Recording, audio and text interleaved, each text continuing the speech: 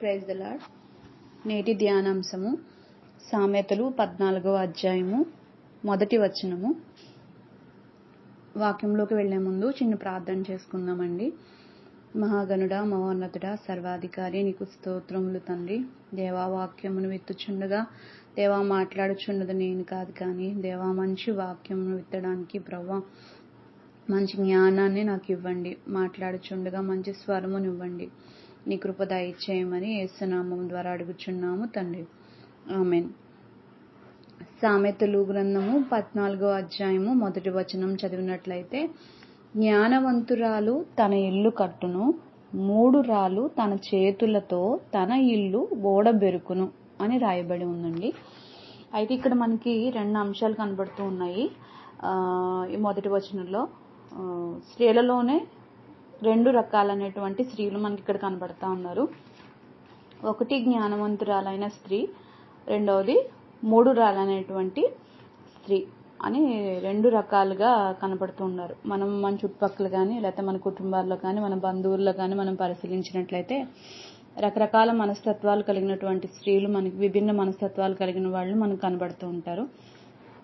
ఎలా ఉన్నా స్త్రీల్లో 2 రకాలు, ఒకటి జ్ఞానవంతురాలు, రెండవది మూఢురాలు. ఇక్కడ మనం వాక్యం ప్రకారం చూసినట్లయితే, అయితే జ్ఞానవంతురాలు అంటే ఎవరండి? అసలు జ్ఞానవంతురాల్లో ఎలాంటి లక్షణాలు ఉంటాయి అంటే, వాళ్ళు ఏం చేస్తూ ఉంటారంటే తమ ప్రేమతో కానీ ఆత్మీయతతో కానీ లేకపోతే వారి యొక్క మంచితనంతో కానీ అనురాగంతో కానీ వాళ్ళు కొన్ని అనుబంధాలు ఏర్పాటు చేసుకుని ఎవరినైనా సరే దగ్గర చేయాలనేటువంటి మనస్తత్వం ఉంటుంది. ద్వేషం కానీ కోపం కానీ అలాంటివి లేకుండా త్వరగా రాజీ పడటం, సమాధాన పడటం, అలాంటి లక్షణాలు నిజంగా జ్ఞానవంతురాలు అయితే కనుక, జ్ఞానం కలిగి ఉన్న స్త్రీ అయితే మంచితనం కానీ ఆత్మఫలాలు ఏవైతే ఉన్నాయో అలాంటి ఆత్మఫలాలు కలిగినటువంటి లక్షణాలన్నీ కూడా జ్ఞానవంతురాలలో ఉంటాయి. ఇక రెండవది మూఢురాలంటే ఎవరండి? మరి మూఢురాలంటే ద్వేషం ఉండొచ్చు, కోపం ఉండొచ్చు, కక్ష, అసూయ, ఇక్కడ మాటలు అక్కడ చెప్పడం, అక్కడ మాటలు ఇక్కడ చెప్పడం, అబద్ధాలు ఆడడం, అంటే ఇంకా రకరకాలుగా దేవునికి విరోధమైనటువంటి లక్షణాలన్నీ కూడా మూఢురాల్లో మనకి కనబడుతూ ఉంటాయి. మరి ఇలాంటి లక్షణాలు ఉన్నప్పుడు ఎవరు ఇల్లుని కట్టగలుగుతారు, ఎవరు ఇల్లుని కూల్చుకుంటారు అనేది మనకి వాక్య భాగంలోనే మనకు అర్థమైపోతా ఉంది. జ్ఞానము ముత్యముల కన్నా శ్రేష్టమైనది అని వాక్యం ముందు చూసారా? ఎంత బంగారం ఉన్నా, ఎంత ధనమున్నా, ఎంత సంపాదన ఉన్నా దాని ద్వారా మన యొక్క కుటుంబాన్ని మనం కట్టుకోలేం. కానీ మన ఇంటిని మనం ఓన్లీ లోకానుసారమైన ఇల్లునైతే డబ్బుతో ధనంతో మనం కడతామేమో, కానీ మన కాపురాలు మనం కట్టబడాలన్నా, కుటుంబాలు కట్టబడాలన్నా ఉండవలసింది స్త్రీకి ఏంటనంటే బంగారం కాదండి, మంచి జ్ఞానం ఉండాలి. ఆ జ్ఞానం కలిగి మనం తీసుకునే స్టెప్, మనం తీసుకునే ఆలోచన బట్టే ఆ కాపురం అనేది నిలబడే అవకాశం ఉంటుంది. మరి అదే మూఢురాలు తీసుకునేటువంటి ఆలోచన, తన యొక్క మూఢత్వం, తన యొక్క కోపం, ఆ క్షణికావేశంతో తీసుకునేటువంటి ఒక ఆలోచన ఏమవుతుందండి, తనలో ఉన్నటువంటి కోపాన్ని బట్టి తన ఇల్లును తానే ఓడబెరుకుంటది అని వాక్య భాగంలో రాయబడి ఉంది. 100% ఇది కరెక్ట్. మనకు బైబిల్లో ఏ వాక్యమైనా కూడా సత్యపూర్వకమైన వాక్యమే. భూమి ఆకాశం గతించిపోతాయేమో కానీ దేవుని మాటలు గతించమని ఎట్లా రాయబడి ఉందో అలాగే ప్రతి వాక్యము కూడా అనుభవసారమైనటువంటి వాక్యాలుగా, అలాగే భవిష్యత్తులో ఏం జరుగుతుంది, ఎట్లా ఉంటారు, ఎవరి ప్రవర్తన ఎలా ఉంటది అనేది మనం బైబిల్ చదివితే చాలు మనకి అంతా కూడా అర్థమయ్యేటువంటి పరిస్థితి మనకు వస్తుంది అనమాట. అయితే ఇక్కడ నేను ఈ వాక్యంలో తీసుకున్నది ఏంటంటే, బైబిల్ గ్రంథంలో జ్ఞానవంతురాలైనటువంటి స్త్రీలు ఎట్లాగా తమను కాపాడుకున్నారు, ఎలాగా ఉన్నారు, వాళ్ళలో ఏమేమి లక్షణాలు ఉన్నాయి, అలాగే మూఢురాళ్ళు ఎవరున్నారో వాళ్ళలో ఎలాంటి లక్షణాలు ఉన్నాయి, వాళ్ళు ఎలాగా తమ జీవితాలను పాడు చేసుకున్నారు అనేది కొంతమంది స్త్రీల గురించి మీకు వివరించాలి క్లుప్తంగా అని దేవుడు ఇచ్చిన జ్ఞానాన్ని బట్టి కొద్దిగా క్లుప్తంగా వివరించాలని నేను ఆశపడుతూ ఉన్నాను. మొట్టమొదట జ్ఞానవంతురాలైన స్త్రీలు, మనకి వాళ్లే ఇష్టం కదండి. జ్ఞానవంతురాలైన స్త్రీలు అంటేనే మనకి మొట్టమొదటి ఇష్టం కాబట్టి మనం కూడా జ్ఞానవంతురాల్లాగే ఉంటాం కాబట్టి ఫస్ట్ మీకు చూపించబోయేటువంటి వ్యక్తి ఎవరు అనంటే జ్ఞానవంతురాలైనటువంటి స్త్రీగా మొట్టమొదట నేను ఎస్తేరుని చూపించాలి అని అనుకుంటున్నాను. ఎందుకంటే బైబిల్ గ్రంథంలో ఎస్తేరు యొక్క క్యారెక్టర్ అందరికీ కూడా తెలుసు. హేగో దృష్టిలో దయ పొందింది, అలాగే అహశ్వరేష దృష్టిలో దయను పొందింది. తనకున్న జ్ఞానాన్ని బట్టి ఏం చేసిందండి, యోధా జాతిని అంతటినీ కూడా రక్షించుకుంది. కేవలం తన కుటుంబాన్ని మాత్రమే కాకుండా, అంటే వెళ్ళడానికి అవకాశం లేని స్థితిలో కూడా అతని యొక్క దయను పొంది రాజుగారి దగ్గరికి వెళ్ళడమే కాకుండా ఏదైతే ఆమె సాధించాలని అనుకున్నదో దాన్ని చక్కగా మొద్దుకైని కాపాడగలిగింది. యోధాజాతిని అంతటినీ కూడా తన జ్ఞానం చేత రక్షించుకుంది. అలాగే రాణి అయినప్పటికీ కూడా ఉపవాసం ఉండి దేవుని సన్నిధిలో తగ్గింపు కలిగి ప్రార్థన చేసింది. నిస్వార్థం, అందులో తన స్వార్థం ఏమీ లేదు, తన రాణియే కాబట్టి తన ఉంటే సరిపోతుంది, కానీ అలా అనుకోలే. చక్కగా నిస్వార్థంగా ప్రవర్తించి ప్రజలందరి గురించి ఆలోచించి ఒక మంచి స్టెప్ తీసుకుని ఎస్తేరు ఒక జ్ఞానవంతురాలైనటువంటి స్త్రీగా నిలబడింది అని చెప్పొచ్చు. అయితే ఈమెలో మనకి ఏ లక్షణాలు కనపడతాయండి ఎస్తేరులో అని అంటే కనుక, అనుకోగలిగినటువంటి స్త్రీ, ధైర్యం కలిగినటువంటి స్త్రీ, గౌరవం కలిగినటువంటి స్త్రీ, తగ్గింపు, నిస్వార్థం వంటి లక్షణాలు ఎస్తేరులో మనకి కనపడుతున్నాయి.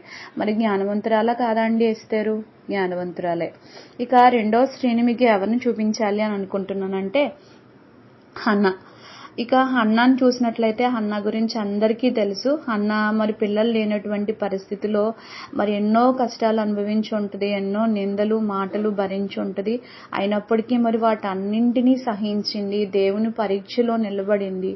హృదయపూర్వకంగా దేవుని సన్నిధిలో తన హృదయాన్ని కుమ్మరించి ప్రార్థించి ఆ ప్రార్థించాలనే జ్ఞానాన్ని కలిగి ప్రవర్తించి దేవుని సన్నిధిలో ప్రార్థించింది. బిడ్డను పొందుకున్న తర్వాత దేవుడికి ఇచ్చిన మాట ప్రకారం కృతజ్ఞతాభావాన్ని కూడా కలిగి ఉంది. మరి హన్నా కూడా జ్ఞానవంతురాలే కదండి. ఎందుకంటే మరి ఏదైతే చెప్పిందో అదే మరలా తన బిడ్డని దేవుని సన్నిధిలో సమూయేలుని దేవునికి అప్పగించేసింది బాల్యంలో ఉండగానే. మరి ఎంతో కష్టాన్ని సహించింది. మరి గొడ్రాలనే నింద నుంచి ఉన్నప్పుడు ఎంతగానో నిందలు భరించింది. ఆ పరిస్థితి నుంచి చనిపోవాలని కానీ లేకపోతే తన ప్రాణాలు తీసుకోవాలనే ఆలోచన కానీ రాకుండా దేవుని సన్నిధిలో హృదయపూర్వకంగా దేవుని సన్నిధిలో హృదయాన్ని కుమ్మరించాలి, ప్రార్థించాలి అని ఆలోచించి మంచి ప్రార్థన కలిగినటువంటి స్త్రీ, అలాగే కృతజ్ఞతాభావం కలిగినటువంటి స్త్రీగా మనకి హన్నా కనబడుతూ ఉంది. ఇక మూడవ స్త్రీని నేను ఏం చూపించాలనుకుంటున్నానంటే రూతు అంటే నయోమి కోడల్లో ఒక కోడలు రూతు, మీ అందరికీ తెలుసు.